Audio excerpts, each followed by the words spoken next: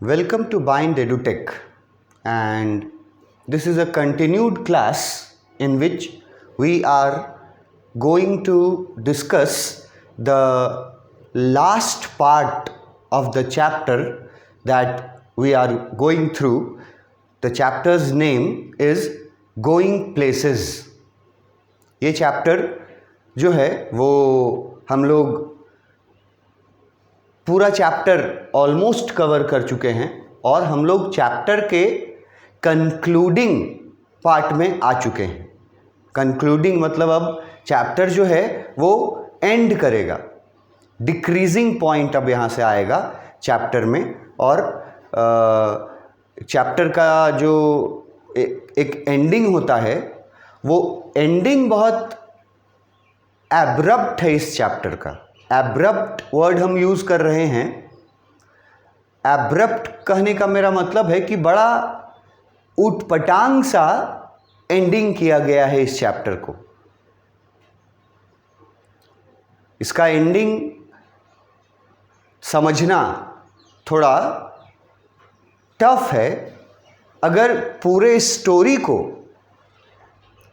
Line by line deeply अगर नहीं सुना जाए, समझा जाए, देखा जाए, अगर तब इसका जो एंडिंग जो है ना वो कॉमन नहीं है। मतलब जैसे बहुत सारे स्टोरीज़ होते हैं जिनके एंडिंग्स, जो चैप्टर्स आपने पढ़े हैं उनके कॉमन एंडिंग्स होते हैं कि चलो यहाँ पे आके चैप्टर फिनिश हो गया। लेकिन इस चैप्टर का जो एंडिंग है, जो हम लोग आज शुरू करने वाले हैं, 2-3 पैराग्राफ्स एंडिंग के हैं और इस एंडिंग को अच्छे से समझने के लिए पूरा चैप्टर का जो की पॉइंट्स, अभी तक चैप्टर कैसे कैसे, चैप्टर में स्टोरी कैसे कैसे रन हुआ है, वो समझना बहुत ज़रूरी है। इस कंक्लूडिंग जो पार्ट है हमारा, उसको शुरू करने से पहले चैप्टर शुरू कहाँ से हुआ था और अभी तक चैप्टर में हम लोगों ने क्या क्या देखा, उसके बाद फिर यहाँ से टेक्स्ट बुक है जो कंक्लूड करेगा चैप्टर को। अब चैप्टर को अंत की ओर ले जाएगा इस कहानी को। तो कहानी में जो हम लोगों ने अभी तक देखा है उसका एक नटशेल बोला जाता है। नटशेल मतलब की पॉइंट्स या की इंसिडेंट्स, क्या क्या अभी तक याद रखने लायक चीज़ें जो अभी तक स्टोरी में हम लोगों ने पढ़ा है, वो मैं एक नटशेल, एक बहुत ब्रीफ नटशेल डिस्कस करता हूँ आपसे ओरली। ये नटशेल उन लोगों को ज़्यादा अच्छा समझ में आएगा जो लोग प्रीवियस वीडियोस देखे हैं इस स्टोरी को, इस स्टोरी का, और स्टोरी ठीक से जानते हैं। उनको ये नटशेल जो मैं बताऊंगा वो अच्छे से समझ में आ जाएगा। तो कहानी शुरू हुई थी सोफी नाम की लड़की, जो इस स्टोरी की सेंट्रल कैरेक्टर है। सोफी को इस स्टोरी का प्रोटैगोनिस्ट भी बोला जा सकता है। प्रोटैगोनिस्ट वर्ड का मतलब ही होता है central character of the story. तो सोफी नाम की एक टीनेजर से कहानी शुरू होता है और सोफी रिप्रेजेंट करती है सभी टीनेजर्स को। ये सिंबॉलिक है कहानी पूरा। कहानी सिर्फ एक सोफी के बारे में नहीं है। इसके जो ऑथर हैं A.R. बार्टन, उनके बारे में जब मैं बता रहा था वीडियो में अबाउट द ऑथर में, तो मैंने बताया था कि A.R. बार्टन जिस तरह की कहानियाँ लिखते हैं वो सारी कहानियाँ एडोलेसेंट प्रॉब्लम्स के ऊपर बेस्ड होती हैं। ये वर्ड यूज़ किया, एडोलेसेंट प्रॉब्लम्स, मतलब टीन एज प्रॉब्लम्स वो अपने स्टोरीज़ में के थ्रू डिस्कस करते हैं। तो स्टोरी के जो कैरेक्टर्स हैं, नाम बताया गया, जो जैंसी है, सोफ़ी है, जॉफ है, सोफ़ी के फादर हैं, सोफ़ी की मदर है और डेरेक है। ये सब जो कैरेक्टर्स हैं, ये कैरेक्टर्स इंडिविजुअल कैरेक्टर्स तो है ही, लेकिन इसके साथ ये कैरेक्टर्स रिप्रेजेंट करते हैं अपने अपने एज ग्रुप को। सोफ़ी जो सेंट्रल कैरेक्टर है वो रिप्रेजेंट करती है उन टीनेजर्स के बारे में जो टीनेजर्स इस उम्र में, अपने टीन एज में हाईली इमेजिनेशन में खो जाते हैं, मतलब अनरियलिस्टिक ड्रीम्स देखते हैं, और जिसको डे ड्रीमिंग भी बोला गया है।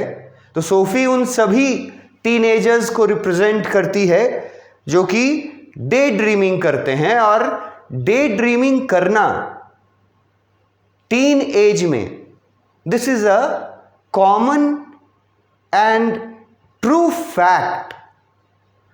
मतलब इससे बहुत कम लोग बच पाते हैं। Almost every teenager in his और हर टीन एज, लगभग हर टीनेजर अपने टीन एज में किसी न किसी तरह का, चाहे वो पढ़ाई से रिलेटेड हो, चाहे वो खेल से रिलेटेड हो, चाहे वो सिनेमा से रिलेटेड हो, किसी न किसी तरह का सपना ज़रूर देखते हैं जो, और उनमें से ज़्यादातर सपने जो हैं वो अनरियलिस्टिक होते हैं। ये इन बच्चों की गलती नहीं है, ये इन बच्चों का नेचुरल फिनोमेनन है। मतलब कि ये नेचुरल है, इससे ये नहीं मतलब निकाला जा रहा है कि टीनेजर्स जो हैं वो बिगड़े हुए रहते हैं, या टीन एज जो है वो बहुत अच्छा एज नहीं है। ऐसा कुछ नहीं बताया गया। बताने की कोशिश की जा रही है कि टीन एज में सपने देखना नेचुरल है, but there should be a limit, कि एक लिमिट होना चाहिए। अनरियलिस्टिक ड्रीम्स नहीं देखने चाहिए। लिमिट होने का ये मतलब निकलता है।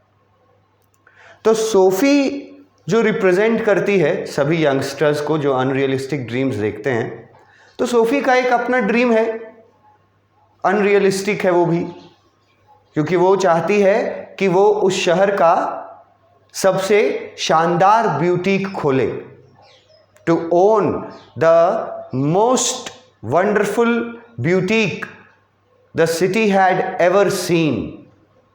शहर का सबसे शानदार ब्यूटीक खोलना, ये उसका अनरियलिस्टिक ड्रीम था। जबकि सच्चाई, ग्राउंड लेवल पे सच्चाई ये था कि स्कूल से निकलने के बाद उन लोगों के लिए बिस्किट फैक्ट्री में काम करने वाली बात पहले से ही तय रहती थी। प्री डिफाइंड है। इसके लिए भी एक वर्ड बुक में यूज़ किया था बहुत अच्छा सा, प्री डिफाइंड या प्री डिटरमाइंड, ये मैंने उसका मीनिंग बताया था। और वो वर्ड था ईयर मार्क्ड। जो लोग टेक्स्ट के थ्रू गए होंगे, ईयर मार्क्ड का मतलब हम बताए थे प्री डिसाइडेड। तो सोफ़ी जो अनरियलिस्टिक ड्रीम देखती है, जबकि प्री डिसाइडेड है कि वो बिस्किट फैक्ट्री में काम करना पड़ेगा उसको, है ना, निकल करके अपने स्कूल से पढ़ाई पूरी करने के बाद, मगर वो एक अनरियलिस्टिक सपना बुनी है। और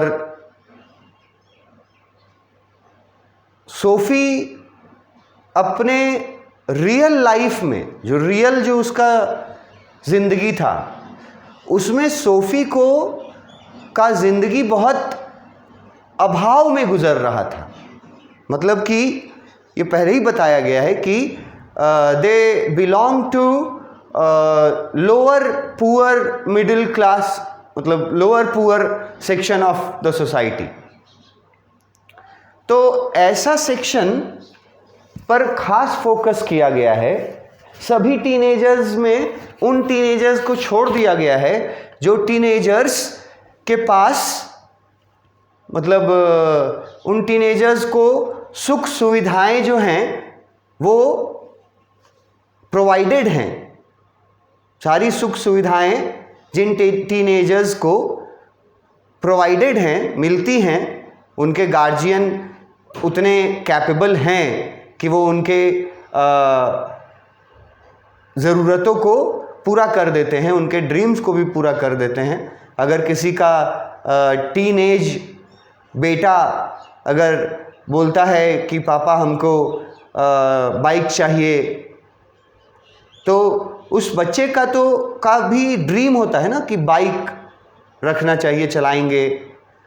तो वो बच्चा जब अपने पेरेंट्स को बोलता है तो उनके पेरेंट्स कैपेबल होते हैं और उसको फिर बाइक खरीद के दे दी जाती है।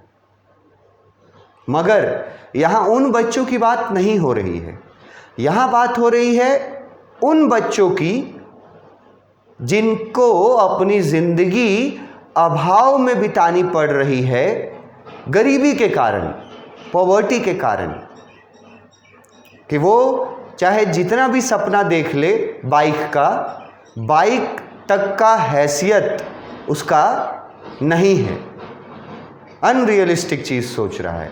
उन टीनेजर्स को फोकस किया गया है जिनके फैमिली मेम्बर्स या जिनकी फैमिली जो है वो कैपेबल नहीं है उनको उनके ड्रीम्स को पूरा करने में। तो ऐसे बच्चे क्या करते हैं, ऐसे बच्चे, सोफ़ी उन बच्चों को रिप्रेजेंट करती है, ठीक है, जो गरीब तबके से बिलोंग करते हैं। ऐसे बच्चे जो हैं वो अपने रियल हार्श रियलिटी से, हार्श रियलिटी, हार्श मतलब होता है कठोर, रियलिटी मतलब सच्चाई, और इसको बोलचाल की भाषा में बोले तो कड़वी सच्चाई, जिंदगी के कड़वी सच्चाई को वो बच्चे एक्सेप्ट नहीं करते हैं, टीनेजर्स, और वो लोग अपने अनुसार अपनी बनाई हुई एक दुनिया में, जो ड्रीमी वर्ल्ड है, अनरियलिस्टिक वर्ल्ड है, जिसमें वो लोग उसी में रहना पसंद करते हैं। वो थोड़े आउटस्पोकन भी होते हैं डे ड्रीमर के अलावा। आउटस्पोकन कहने का मतलब कि बड़ी बड़ी बातें करना, मतलब लोगों को इम्प्रेस करने के लिए बड़ी बड़ी बातें फेंकना। ऐसे बच्चे जो अभाव में पल रहे हैं, जिनके पास नहीं है फैसिलिटी, वो लोग डे ड्रीमर तो होते ही हैं, वो लोग फिर आउटस्पोकन भी होते हैं। वो लोग मतलब अपने ग्रुप में जब बैठते हैं तो वो उन चीज़ों के बारे में झूठी बातें करते हैं जो चीज़ें उनके पास नहीं हैं। झूठी बातें इसलिए करते हैं ताकि ग्रुप में उनका इम्प्रेशन बना रहे। तो वो आउटस्पोकन हैं भी हो जाते हैं ऐसे टीनेजर्स जो अभाव में अपनी ज़िंदगी बिता रहे हैं। तो सोफ़ी जो है वो भी इसी तरह की एक टीनेजर है, सभी टीनेजर्स को रिप्रेजेंट करती है, और उसका अनरियलिस्टिक ड्रीम बता दिया मैंने कि वो उस शहर का सबसे शानदार ब्यूटीक खोलना चाहती थी।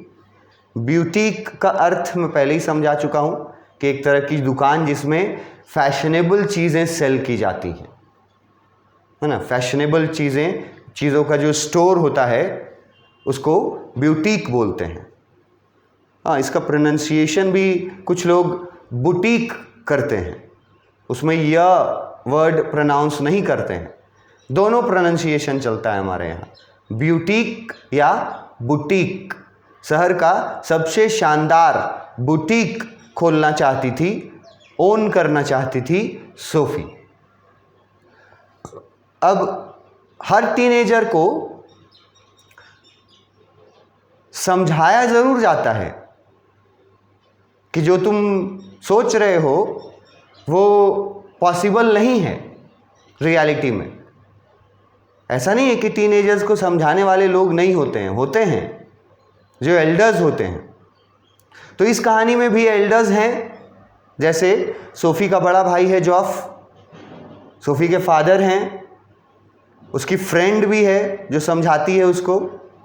तो समझाने वाले लोग भी काफ़ी हैं, मगर फिर से एज को बताया गया है कि जिस उम्र में होते हैं वो लोग, वो बच्चे जिस उम्र के उस पड़ाव में होते हैं जहां उनको लाख समझाया जाए लेकिन वो रियलिटी को एक्सेप्ट करना नहीं चाहते हैं और अपनी बनाई हुई एक फेक वर्ल्ड में, एक झूठे दुनिया में जो उन्होंने खुद बनाया है, जिसमें उनको वो चीज़ें प्रोवाइडेड हैं जो चीज़ें रियल लाइफ में उनको प्रोवाइडेड नहीं हो सकती हैं, वो चीज़ें पाने के लिए वो अपने आसपास एक अपना झूठा वर्ल्ड क्रिएट कर लेते हैं। और उस वर्ल्ड को क्रिएट करने का पर्पस बहुत सिंपल है, उन चीज़ों को पाना, उस वर्ल्ड में, अपने बनाए हुए वर्ल्ड में उन चीज़ों को पाना जो चीज़ें रियल वर्ल्ड में वो नहीं पा सकते कभी। तो उन चीज़ों को वो अपने दुनिया बना करके उन चीज़ों को पा करके और संतुष्ट रहते हैं। तो सोफ़ी भी बहुत ड्रीम करती है कि हम ये शहर का दुकान खोलेंगे और सबसे शानदार ब्यूटीक, ठीक है। अब ब्यूटीक खोलने के लिए पैसा चाहिए बहुत ज़्यादा, तो पैसा इकट्ठा करने के लिए उसके पास अलग अलग प्लान्स होते हैं। ये भी हर टीनेजर को रिप्रेजेंट करता है यहाँ, कि टीनेज का ये भी फीचर है कि एक प्लान नहीं रहता है दिमाग में, 10 प्लान रहता है टीनेजर के।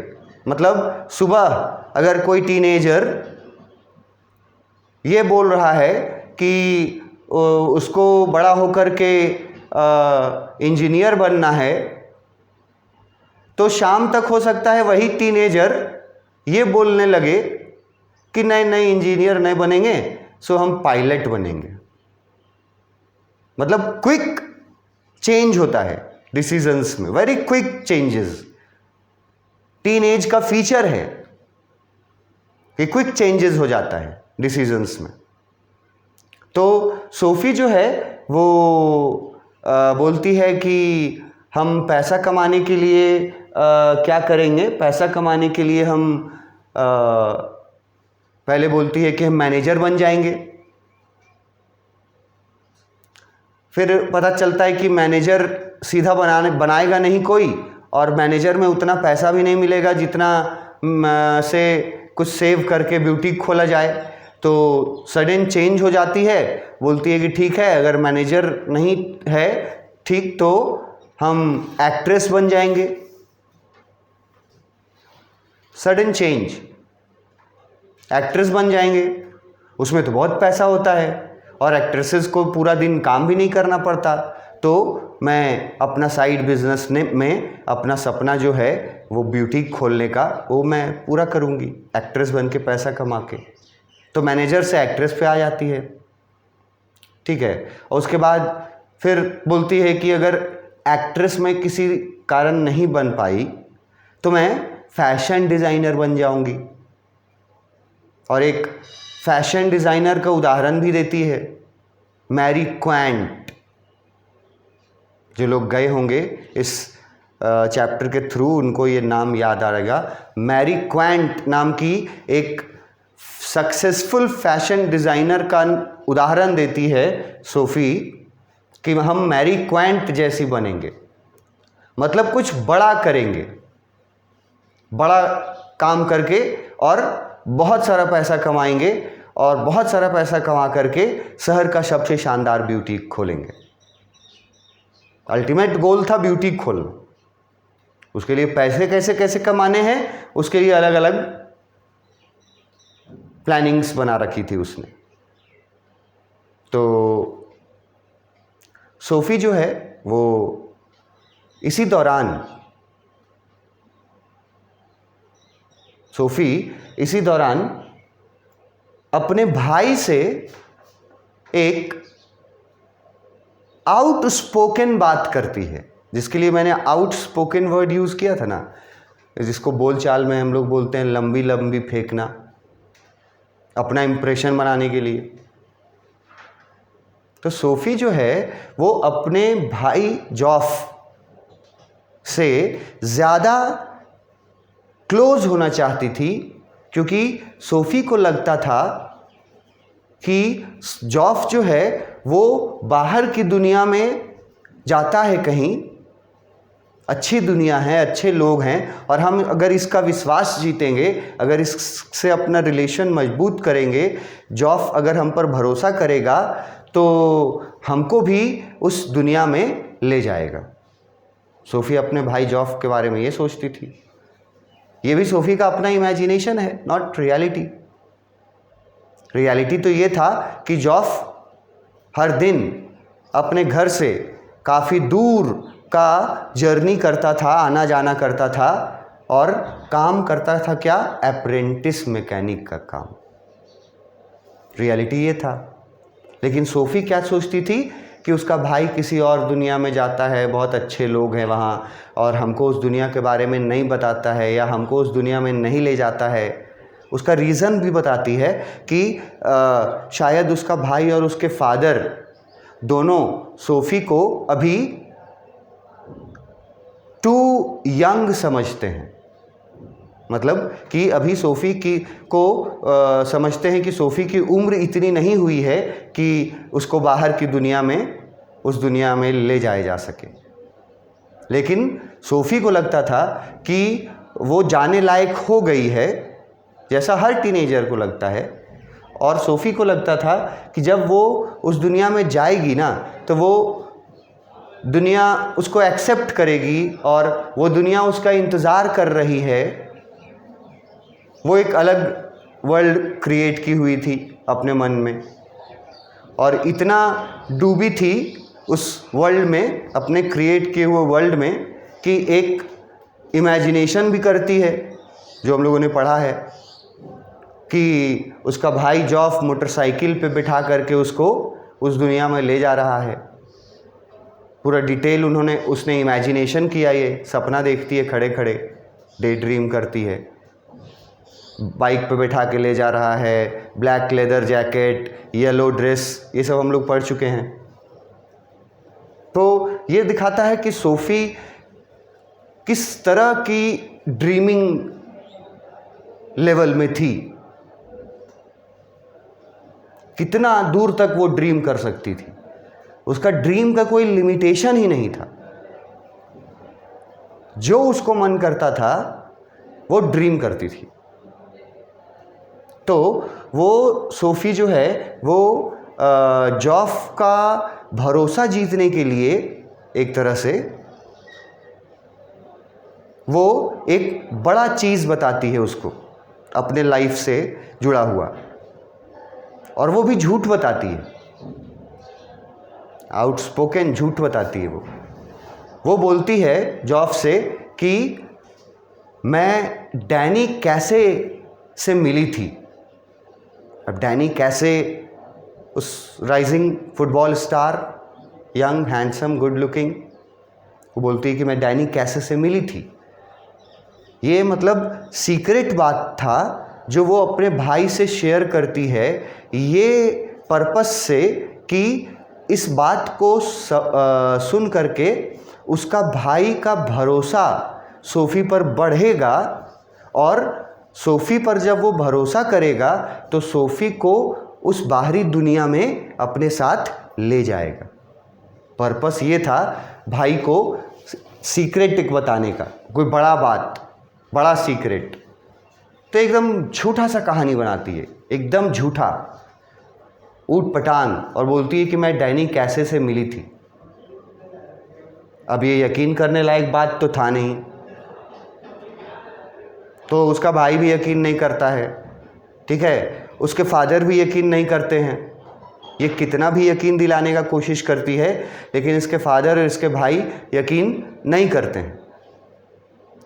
हर जगह लिखा हुआ है टेक्स्ट में जो हम लोग पढ़ चुके हैं कि जॉफ को भी बिलीव नहीं है कि डैनी कैसे वाला मीटिंग जो बता रही है, और फादर तो वार्निंग भी देते हैं कि अगर तुम इसी तरह से डे ड्रीमिंग करती रही सोफ़ी तो किसी दिन तुम भारी मुसीबत में फंसोगी। फादर गुस्सा भी करते हैं। फिर उसकी दोस्त को जब ये बात पता चलता है, जैंसी को,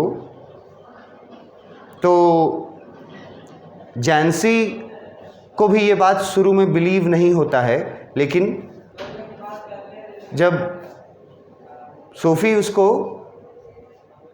पूरा डिटेल में बताती है तो जैंसी लास्ट में प्रभावित हो जाती है।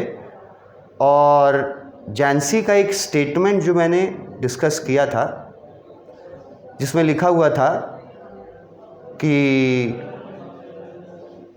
जिसका मीनिंग था कुछ जीसस करके था, कि काश भगवान हम भी वहाँ पर होते जहाँ तुम्हारी मुलाकात हुई थी। ये सेंटेंस हिंट करता है कि जैंसी को अंत में थोड़ा बहुत विश्वास होने लगा था। तो जैंसी भी तो टीनेजर ही थी ना, इसीलिए उसको कहीं ना कहीं थोड़ी देर के लिए विश्वास हो गया इसकी सोफ़ी की कहानी पर, डैनी कैसे वाले कहानी पर सोफ़ी ये कहानी बिल्कुल झूठा बनाई थी। रियलिटी ये है, इसको नहीं भूलना है। सोफ़ी तो ये कहानी बिल्कुल झूठा बनाई थी। अब इसका परिणाम क्या निकलेगा, इसका जो रिज़ल्ट होगा सोफ़ी पर, वो हम लोगों को पढ़ना है कंक्लूडिंग पार्ट में, जो टेक्स्ट यहाँ से शुरू होगा, जो हम लोग नेक्स्ट क्लास में करेंगे। Thank you.